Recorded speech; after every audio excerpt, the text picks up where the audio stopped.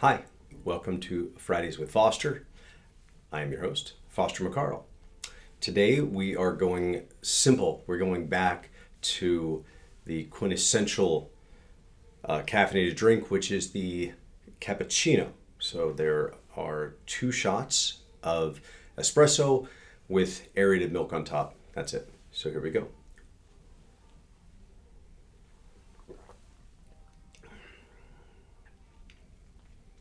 I like that. There's a more distinctive break in the taste because I'm used to getting lattes, which is the steamed milk, not aerated. Anyway, that's pretty good. So today, what are we talking about? We're talking about a problem that I see CEOs run into all the time as they're scaling their business. And it can be described in a couple of different ways. There's an inability to let go. There's a certain level of importance that we feel that we need to have in our role. Really what it comes down to is that you become Google. You become your company's Google. Well, what does that mean? That means that people that you are paying to do a job are calling you when they're running into problems, instead of solving the problem themselves, or at least attempting to. And what's the reason? What do we always hear? It's just so much faster if I answer the question myself. So much faster. Well, that's not actually true. In that moment, it may be faster. But when you take that moment and realize you're going to have to do it every day or every week or every month for however long this individual is working for you, and you have this communication model set up, then taking a little bit of time right now could save days, hours, months of your time in always having to handle this problem and other problems like it with the same employer team member. So there's a book, wonderful book.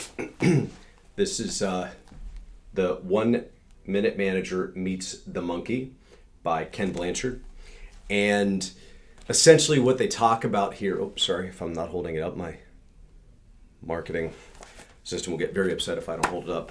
So essentially what we're talking about here is that, everybody's got monkeys. Monkeys are problems. And when I'm in a leadership position as the CEO, I sit in my office, and people that are on my team, people that I pay to do what they do well, come into my office, and sometimes they take these problems, these monkeys, and they throw them at me and they land on me, and they are now my monkey.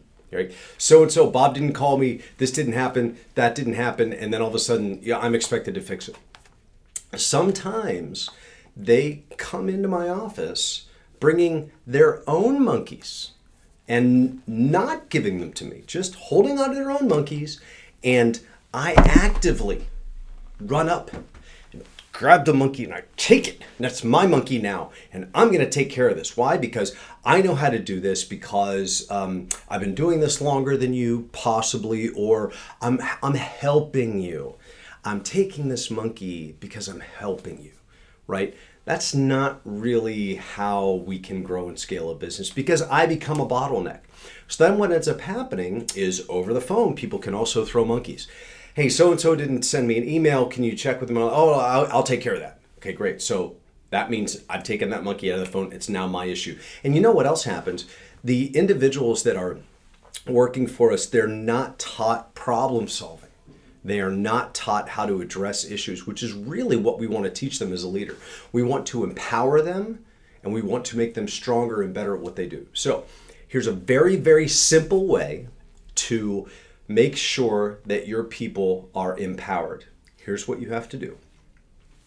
When somebody reaches out to you with a problem, any problem, even if they shouldn't know how to handle it, your response as a leader needs to be, please come up with a couple solutions and let me know which one you think is best and call me back.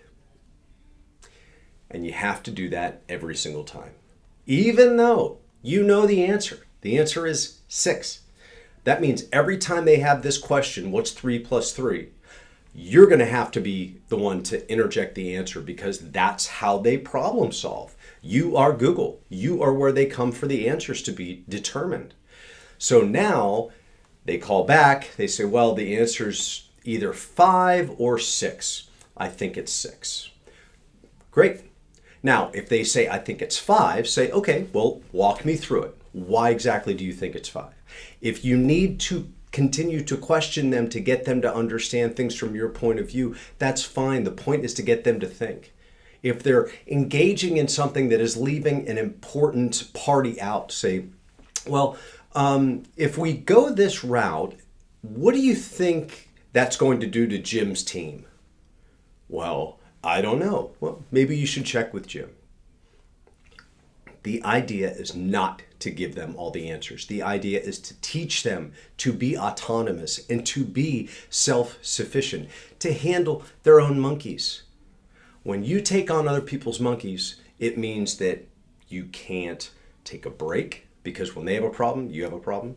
You can't take a vacation without taking everybody's monkeys with you. Or your vacations really turn into remote working opportunities from the beach, where essentially you just have moved your office and your family to another location for you to work. But we need to empower people to make decisions themselves, and we need to support them if they don't get it right all the time. So usually that's why people come to you, because they're afraid they're going to get it wrong and they're going to get in trouble. So remember, leave everybody's monkeys alone. Teach people to make decisions for themselves. Teach people to problem solve and support them if they get it wrong. Remember, life's too short to drink bad coffee.